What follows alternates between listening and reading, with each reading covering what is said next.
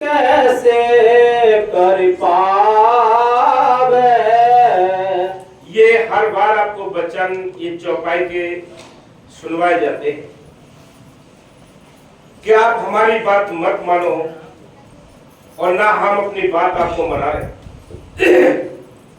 हम तो वही कहते हैं जो संतों ने ग्रंथों में लिखा है, जो सत्संग के जरिए संतों ने अपने वचन फरमाए हैं, उन पर आप वचन पर अमल करो। उन वचनों पर अमल करोगे, आपका रास्ता आसान हो जाएगा, न तो ये जटिल बन जाएगा। हाँ जी। जीव मुक्ति कैसे कर पावे, अपने घरे को कह विधि जावे। ये तो वही बात आ गई जो आपके अभी सिमरन में थी। अभी शब्द में सुनाया था आपको कि बिन सिमरन के कैसे अपने घर जाओगे। अब घर है कहाँ, ये किसी को पता नहीं। लेकिन वैसे ही संत नहीं बता रहे हैं आपको, घर तो कोई दूसरा है। अगर भजन ना भी करोगे तो भी संसार को देख लो, वो भी ये शरीर छोड़ के जा रहे हैं। कहाँ जा रहे हैं ये पता नहीं। संत कहते हैं कि सिमरन करो, आप ही अंदर से तुम्हें तसल्ली मिल जाएगी कि हमारा देश कौन सा है, हम कहें कहाँ जाना है। हाँ, माया मोह जगत अंधियारा। इस संसार में माया और मोह का अंधकार छाया हुआ, चाप छाए। एक वचन को ही अगर तुम समझ लोगे तो तुम्हारा परमात्मा का कार्य सुगम हो जाएगा। ये समझ लो कि संसार में माया का और मोह का ये जाल बिछा रखा है। अब इसमें से संत ये नहीं कहते कि आपको क्या माया नहीं कमानी है। संत ये नहीं कहते आपको कि आपने घर ज्यादा नहीं करने हैं। संत कहते हैं इस शरीर को धारण किया है तो आपको इसको चलाने के लिए अन्न भी चाहिए, इसको ढकने के लिए कपड़े भी चाहिए, इसको सर्दी गर्मी वर्षा से बचाने के लिए मकान भी चाहिए। ये सारी आवश्यकताएं पूरी करनी है। लेकिन क्या करना है, ध्यान रखना है मालिक को। काम ये करने हैं कि सबके साथ रहना है, इनके फर्ज अदा करने, इनके कर्ज हमारे ऊपर, ये कर्ज अदा करते हुए अपने घर चलने की तैयारी करनी है। ये समझ लो। हाँ जी। माया मोह जगते अंधियारा और अज्ञान काम की लारा। अपना ज्ञान न सत्य संग माने, गुरु बिन राह कौन विधि जाने। सतगुरु मिले तबाट बतावे, जब कोई जीव मुक्ति को पावे। जब रास्ता मिलेगा, संत रास्ता बताएंगे, बाट कहते हैं रास्ते के लिए। जब वो रास्ता बताएंगे तब तो अपने घर पहुंचेगा। आसान नहीं जाना। जब तक गुरु साथ नहीं होगा तब तक ये यानी खतरों से भरा ये रास्ता है, तो इसको पार नहीं कर सकता। हाँ जी। गुरु समबाड़ा और नहीं कोई, गुरु के समान और कोई बड़ा नहीं है। कितने आप पूजा पाठ जाप तप कर्म धर्म कर ले, इनका कोई बेनिफिट नहीं है, इनका कोई रिजल्ट नहीं है। इनका रिजल्ट तो ऐसे है जैसे पानी घड़े में भरकर उसमें मथनी रही डालकर रगड़ते रहेंगे। कितने देर रगड़ते रहना, कभी उसमें से मक्खन नहीं निकल सकता। क्या करना है, दूध लाना है, दूध को गर्म करना है, घड़े में डालना है, जामुन उसमें डालना है, तब स्थिर रखना है। अगर यहाँ भी आपने घड़े को हिलाते रहे तब भी कभी भी आपको दही नहीं मिलेगा, खाने को मक्खन नहीं मिलेगा, आपको स्थिर रखना पड़ेगा। इसी प्रकार संत कहते हैं ये काया भी एक घड़े के समान है, ये काया भी एक घड़े के समान है। अगर इसको जब तक स्थिर नहीं करोगे तब तक ये सूरत ऊपर को नहीं चढ़ेगी। ये सूरत तभी चढ़ेगी जब ये शरीर स्थिर रहेगा। अगर ये भगम मकाम में लगा रहे, ये इधर उधर भागम यानी अंदर से इतना भागता है कि इसको चैन नहीं मिलता है। रात को भी चारपाई पे पड़ा पड़ा दुनियादारी के काम धंधे गिनता रहता है, दुनियादारी के इधर जाना है, सुबह उठते इधर जाना है, इसी में लगा रहता है, तो कैसे स्थिर होगा ये। जैसे घड़े में दही को अगर जमाना है, आपको दही खाना है, तो आपको इस तरह रखना पड़ता है घड़ा। आगे बढ़ जाओ थोड़े के आग मत, यानी इस तरह रखना पड़ेगा। घड़े को हिलाते रहेंगे तो कभी दही नहीं बनेगा, कभी भी दही नहीं बनेगा अगर हिलाते रहेंगे। ऐसे ही हमारा शरीर है, अगर शरीर के अंदर आपने उस शत्रु के लिए प्रकट करना है तो आपने क्या करना है, इसको स्तर करना पड़ेगा। स्तर तभी होगा जब मल की नहर से जब ये एक चीज सूरत ऊपर अपने सिमटेगी। हाँ, गुरु सम बड़ा और नहीं कोई, ये भगवान कही मुख सोई। गुरुद्रोही पाता के कमारा,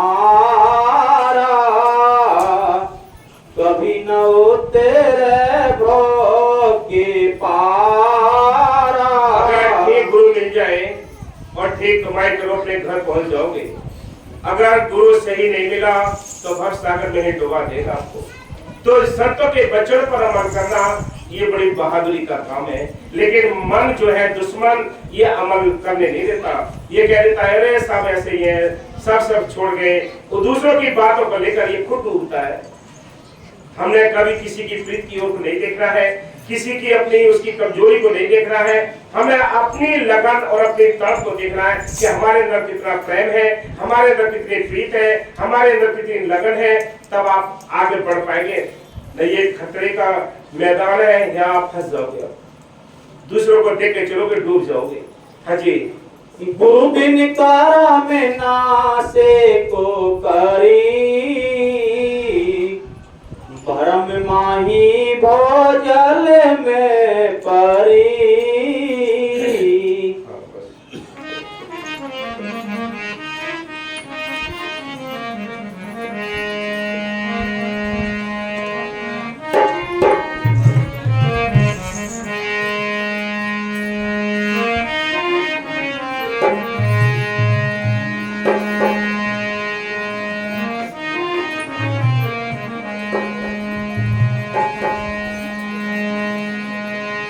कबीर गुरु की भक्त बिन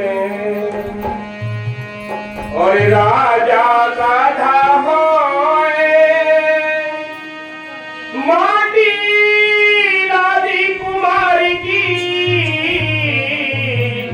तो घास न डारे।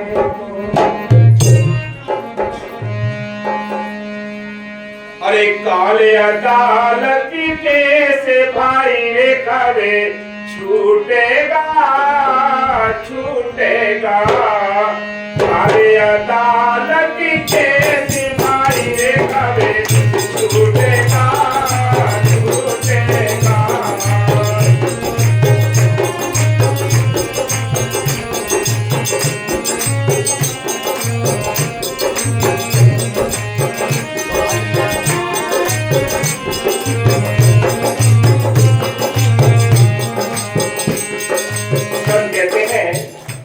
हम सब की जो यह काल की अदालत में फाइल पड़ी, यह मुकदमा चल रहा है हमारा। जैसे बाहर के मुकदमा चलता है तो वकील करना पड़ता है, वकील अपनी फाइल बनाता है, वकालतनामा लगाता है, सारी धाराएं सारे पॉइंट उसमें मैटर सारा लिखता है, तब अदालत में पेश करता है। क्या कहता है वो वकील, चाहे कभी जान पहचान भी ना हो, लेकिन हम ही भले था अपने वकालतनामा लगा के ये मुलजिम मेरा है, इस मेरे मुलजिम ने ऐसा कोई कार्य नहीं किया। पूरी लड़ाई लड़ता है। संत आपके वकील होते हैं, हमारे तो मौके पर भी वकील है वकील साहब, और वैसे भी रूहानियत के भी वकील है और बाहरी तौर पर भी वकील है। तो उन्होंने आप सबकी जो फाइल बना रखी है और अदालत में लेकर खड़े हैं, वो क्या करा रहे हैं, वो पेशी करा रहे हैं। जो आपको स्मरण कराते हैं वो पेशी है, सत्संग में बुलाते हैं वो पेशी तारीखें हैं, आपसे सेवा कराते हैं वो मेहनताना है। 10 रुपए लेते हैं, लाख रुपए बांटते हैं। आप ये देखिए ये क्या खेल है। इसलिए संत कहते हैं कि काल अदालत केस भाई कब छूटेगा, तेरे ये काल की अदालत में केस पड़ा है, इसको कब छुड़ाओगे, कब फैसला कराओगे? हाँ जी। काले अदालत के भाई रे कबे छूटेगा, काले अदालत के भाई रे कबे छूटेगा, छूटेगा, छूटेगा, छूटेगा भाई छूटेगा, काले अदालत के भाई रे कबे छूटेगा, छूटेगा।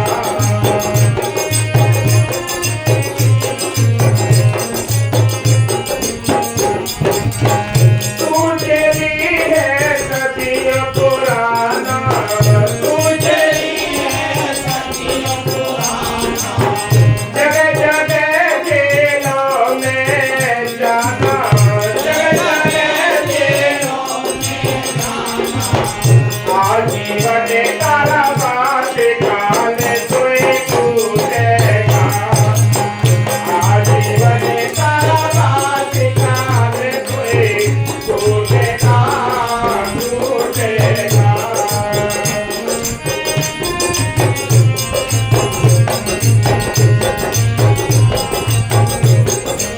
सब कहते हैं कि तुम तो जेली बहुत पुराने हो। हम जेली हैं बहुत पुराने, रोगी भी हैं, जेली भी हैं हम, कि हम जेली हैं बहुत पुराने और जगह जगह जेलों में जाना पड़ता है। कौन कौन सी जगह जेलें हैं? जिसमें 30 लाख प्रकार के दरख्त है, 27 लाख प्रकार के कीड़े मकोड़े हैं, 14 लाख प्रकार के पक्षी है, 9 लाख प्रकार के पानी के जीव हैं, 4 लाख में भूत प्रेत देवी देवता मनुष्य जीवन। ये सारी जेल की कोठरियां हैं। इन जेल की कोठरियों में हमने सारा टाइम बिताया है। कोई कुत्ते की जूनी में गए, कभी पेड़ पौधे की जूनी में, कभी सुअर की जूनी में, तमाम इन जूनियों में घूमते घूमते आज ये मनुष्य जीवन मिला है। किस वास्ते? अपने केस को जीतने के वास्ते, अपने छुटकारे के वास्ते के लिए मिला है। यही चांस है कि आज अपना सच्चा अच्छा वकील करके अपने फाइल अदालत में, यानी काल की अदालत में, धर्मराज की अदालत में पेश करा दो और केस में पैरवी करनी है। अगर आपने केस भी चला दिया, ये भी याद रखो, चूक ना हो जाए कि अगर केस भी चला दिया, फाइल भी दे दी, मेहनताना भी दे दिया वकील के लिए, और आप तारीखों पर नहीं गए, यानी सत्संग रूपी तारीखों पर नहीं गए, सेवा रूपी ये याद नहीं की, तो वारंट कट जाएगी, कोई नहीं रोकेगा जेल जाने से। इसलिए संत कहते हैं कि आपको तारीखों पे भी जाना जरूरी है, उसकी सेवा भी देनी जरूरी है, ये जरूरी सारे काम करने पड़ेंगे। इसलिए कहते हैं तुम जेली हो बहुत पुराने, तुम्हें तो बहुत पुराने जेली हो, कभी कुत्ते बिल्ली सुअर गधा कीड़े मकोड़े बनते बनते आज ये मनुष्य जीवन मिल गया। ये सुंदर कोठरी मिली है भी ये 84 में कोठरी, ये भी मनुष्य जीवन, लेकिन केवल अपने छुटकारे के वास्ते मिली है, अगर बंदोबस्त करने के वास्ते मिली है, केस को चलाने के वास्ते ये कोठरी मिली है। कोठरियां तो सारी घूम कर आए हम, इसलिए कहते हैं आजीवन कारावास, काल तो टूटेगा, आजीवन कारावास हो गया है हमारे लिए, जो काल हमें कदम कदम पर फूट रहा है। कभी कुत्ते बिल्ली सुअर गधा बनाता है तो फूटता नहीं। आपने तांग में जो लगा हुआ गधा होता है उसको देखो कि उसमें बोझा भी लगा हुआ है, तांगे में वो बंधा हुआ है, लेकिन ऊपर से वो डंडा मारता है। गाड़ी में गेर बक्सा होता है, देखा है गेर बक्सा होता है, लेकिन वो गधे के कमर में गेर बक्सा बना लेता है उसका मालिक। जहाँ चोट लगती है, बार बार उस चोट में वो चोट मारता है, डंडे मारता है, तो वो उछलता है दर्द से। ये 84 के दुख है। ऐसे कूटेगा काल वो। बचना है तो बचो। हम सबको चाहिए कि संतों की शरण लेकर उनके हवाले होकर अपने छुटकारे का बंदोबस्त करते रहें। हाँ जी।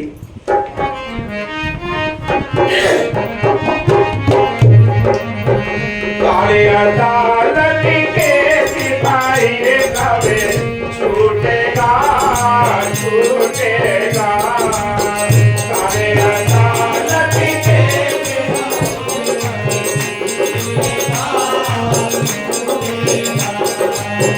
तुम तेरी हो, तू तेरी है सदियों पुराना, तू तेरी है सदियों पुराना।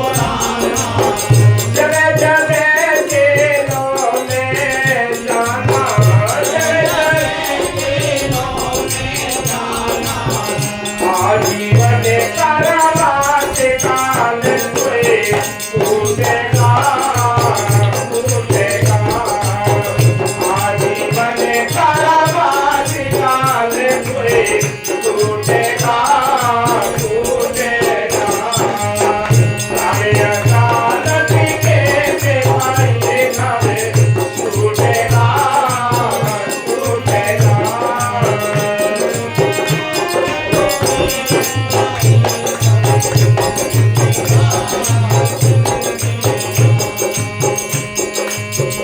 बीवी फकीर ना हुए जमानत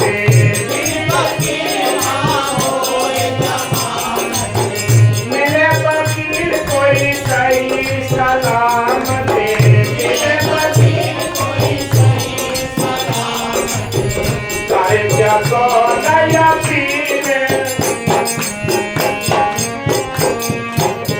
करे तो ना फकीर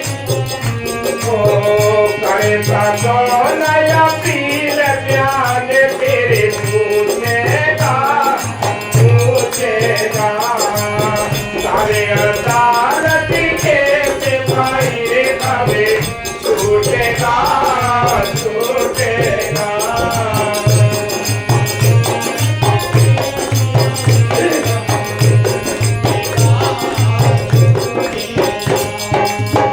कहते बिना वकील के कोई भी जमानत नहीं मिलती। सर लिखा है कि जब बाहर कोई केस हो जाता है औरों से भी हम पूछते हैं कि भाई अच्छा कोई वकील बताओ, अच्छा वकील मिल जाएगा तो जमानत मिल जाएगी। अगर ठग वकील मिल गया तो पैसे तो लेता रहेगा जल्दी जल्दी, लेकिन जमानत का पता नहीं पड़ेगा। इसलिए संत कहते हैं कि मन की नहर से ऐसा कोई वकील मिले जो सही सलामत हो, वो उसके बाद आप अपील करेंगे, वो बयान तेरे सारे पूछ लेगा। इसलिए संत कहते हैं जब तक ये कार्रवाई नहीं होगी आपके लिए भी यह काल की देश से भी जमानत नहीं मिल सकती, ये छुटकारा नहीं होगा। हाजी काले अदालत के सिपाही रे काले छूटेगा छूटेगा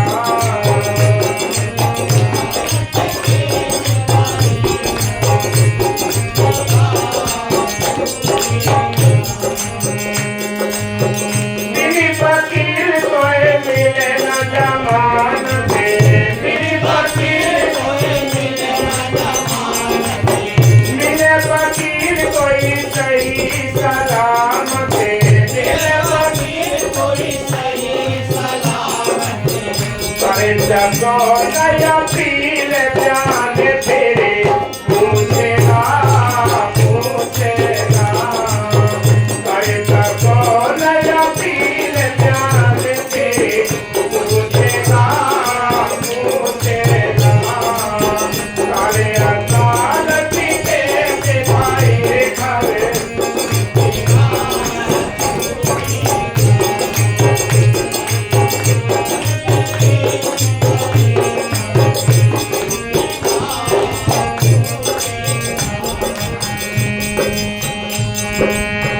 वकील वकालत नाम लगाए वकील वकालत नाम लगाए तेरी फाइल वो पेश कराए तेरी फाइल पेश कराए जज से करेगा बहस जज से करेगा बहस केस तेरा छूटेगा छूटेगा काले अदालत के सिपाही खावे क्या कहते हैं जैसे वकील कोई सही मिलता है, वकील अपना वकालतनामा लगाता है और अदालत में पेश होकर कहता है कि ये मुलजिम मेरा है, इसने ये गुनाह नहीं किया। वो पूरी बचाने की कोशिश करता है। इसलिए संत कहते हैं कि बाहर भी वकील जो केस को जिताते हैं वो भी अपना वकालतनामा लगाते हैं, बहस करते हैं। आपने देखा है वो काले कोट पहनकर एक बुर्का टाइप का पहनकर वो अदालत में पेश होकर बहस करते हैं। बहस का चार्ज भी अलग होता है, कितने यानी खड़े होकर एक दूसरे से बहस होती है, दूसरा वकील कुछ कहता है, दूसरा कुछ कहता है। इसी प्रकार संत कहते हैं ये तेरी आत्मा इस काल के देश में, इस काल की अदालत में फंसी पड़ी है। यहाँ रूहानियत के वकील भी खड़े हैं और वो काल के भी वकील खड़े हैं, दोनों वकील आमने सामने बहस करते हैं। वो कहते हैं इसने ये गुनाह किया है, जो छोटे लोग के वकील आते हैं वो कहते हैं इसने गुनाह नहीं किया, गुनाह किया है तो हमने इसको सिमरन कराते, सेवा कराते, इसे छूट जाएंगे, तब कहीं जाकर केस छूटेगा, नहीं तो ऐसे ही पेंडिंग में काल की अदालत में पड़ा रहेगा। याद रखो केस चलाओ जल्दी। हाँ जी,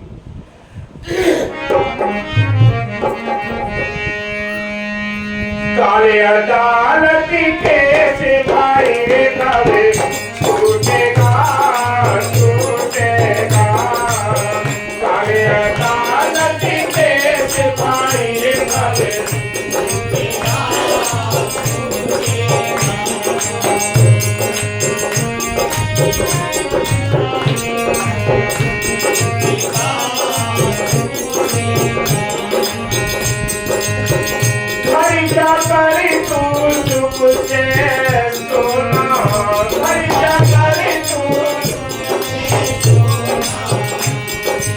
कहते हैं कि आपने देखा होगा कि जब कोई यानी जेल से निकल कर आता है तो कोई तो डर की वजह से ये सोचता है कि भैया ये कहावत होती है कि भैया कोई अदालत का मुंह मत देख रहा, भाई ईंट ईंट पैसा मांगती है, और ये सत्य है। वकीलों की कोई तनख्वाह नहीं होती है, वकीलों के लिए कोई भी सरकारी तनख्वाह नहीं होती है। वकील किस लिए तनख्वाह नहीं होती कि जितना वकील इसको निचोड़ते हैं, ऐंठते हैं, उतना ये दूर बचने की कोशिश करता है कि भैया ईंट ईंट पैसा मांग के कभी अदालत में जाना, केस बनना था। किसी को रात दिन जब ये पक्के हो जाते हैं वो कहते हैं कोई बात नहीं, तो घर समझते हैं अपना जेल के लिए, कि कोई वो काल के दायरे के जीव होते हैं। डरते को है जो सत्य के सचखंड के जीव होते हैं, वो डरते हैं, वो कहते हैं आप गुनाह मत करना। इसलिए संत कहते हैं कि जिस दिन तेरी जेल छूट जाएगी तो घर जाकर आराम से सोना, फिर सुख मिलेगा, सुख से सोओगे। क्या घर जाकर तू सुख से सोना, घर जाकर मिलना पड़ेगा तुमको रोना, मिलना पड़ेगा राधे श्याम तुझे खाने खाने खाने छूटेगा, छूटेगा, राधे श्याम तुझे खाने खाने खाने छूटेगा, छूटेगा, सारे अदालत के भाई सब छूटेगा, छूटेगा।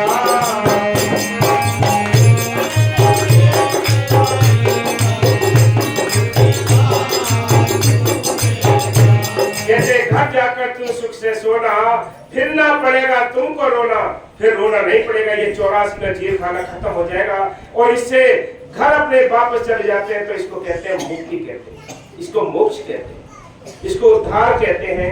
ये काल का देश जब छूट जाएगा, काल की ये नगरी छूट जाएगी, हम अपने घर जाकर आराम से सोएंगे, पैर फैलाकर आराम से सोएंगे, सुख की नींद आएगी, तो फिर चिंता का इस बात की होगी। इसी को भवसागर से पार होना कहते हैं, इसी को कहते हैं कि ये अपने घर को छोटा मुक्ति कहते हैं, उद्धार कहते हैं। ये तब होगा जब ये काल की नगरी छूट जाएगी।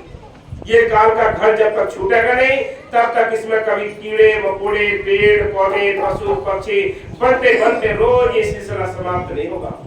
ये जब तक आवागमन की हथेली नहीं टूटती, हम इस त्रिलोकी से पार नहीं जाते, तब तक वो परम सुख नहीं मिल सकता। वो सुख ही और है, ये सुख नहीं, ये तो टेम्परेरी सुख है, काया का सुख है। ये काया का सुख भी आपको पता नहीं पड़ेगा, धीरे धीरे ये छीन होता चला जाएगा।